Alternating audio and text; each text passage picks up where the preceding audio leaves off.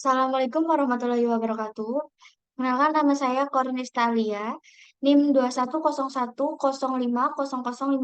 dari kelas A. Saya akan menjelaskan tentang analisis dampak lingkungan dalam kehidupan sehari-hari. Pertama yang saya akan bahas yaitu perilaku manusia yang dapat merusak lingkungan. Yang pertama ada penggunaan bahan bakar fosil. Contohnya penggunaan berlebihan bahan bakar fosil seperti minyak bumi dan batu bara menyebabkan emisi gas rumah kaca yang berkontribusi pada perubahan iklim. Yang kedua ada pembakaran sampah terbuka. Membakar sampah secara terbuka dapat menghasilkan polusi udara yang berbahaya dan merusak kualitas udara. Yang ketiga, ada penggunaan plastik sekali pakai. Plastik sekali pakai seringkali tidak didaur ulang dengan benar dan dapat mencemari lingkungan, terutama lautan. Yang keempat ada deforestasi.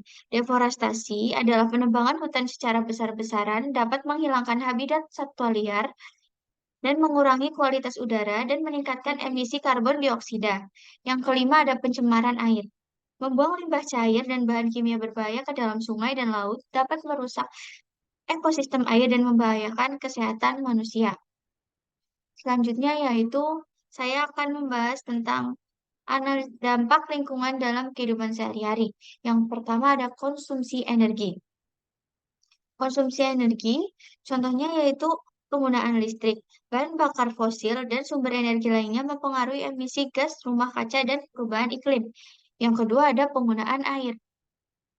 Konsumsi air untuk diminum, mencuci, dan pertanian dapat mempengaruhi kualitas dan ketersediaan air bersih. Yang ketiga ada pengelolaan limbah, yaitu bagaimana kita membuang sampah dan limbah dapat mempengaruhi pencemaran lingkungan dan kualitas air. Yang keempat ada transportasi. Pilihan transportasi kita mempengaruhi emisi gas buang, polusi udara, dan kemacetan. Yang kelima ada konsumsi barang.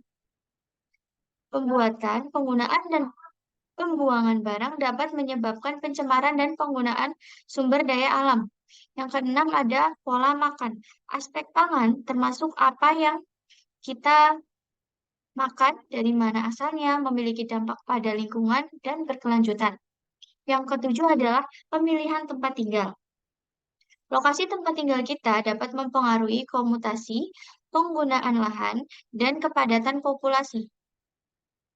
Yang ke-8 adalah kebijakan lingkungan. Kebijakan pemerintah dan praktik bisnis juga berperan dalam dampak lingkungan sehari-hari.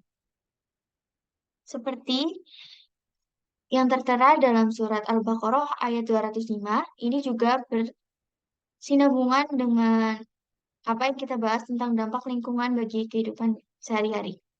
Yang berbunyi, wa ida tawalla sa'afil ardi liyufsida fiha wa yuhlikal rohsa wa nasla. Wallahu la yuhibbul fasad.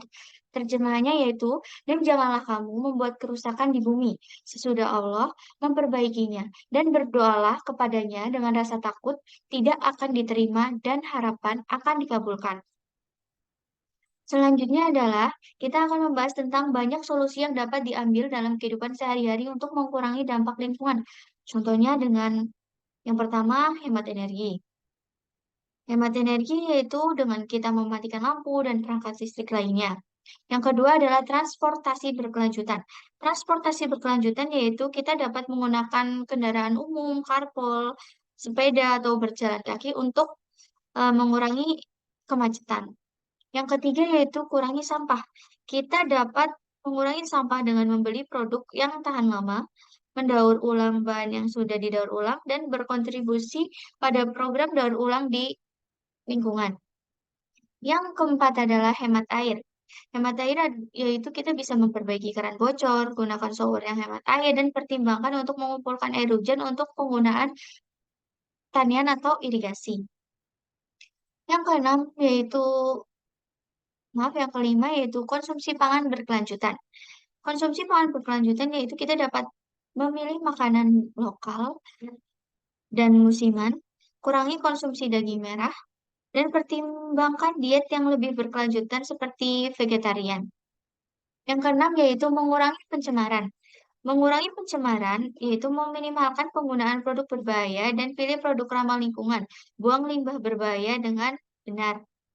Yang ketujuh yaitu lestarikan hutan dan sumber daya alam.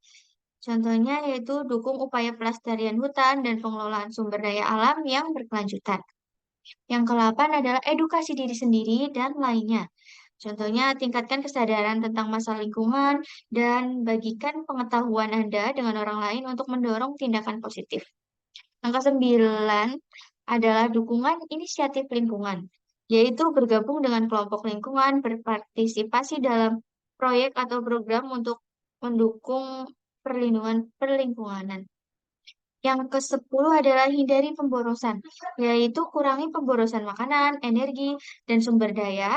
Belajar untuk memanfaatkan sumber daya dengan baik.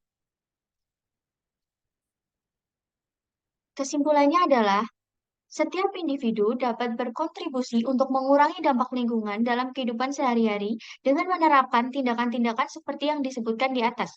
Melalui kolaborasi dan kesadaran kolektif, kita dapat berperan dan menjaga bumi kita agar tetap sehat dan berkelanjutan untuk generasi mendatang.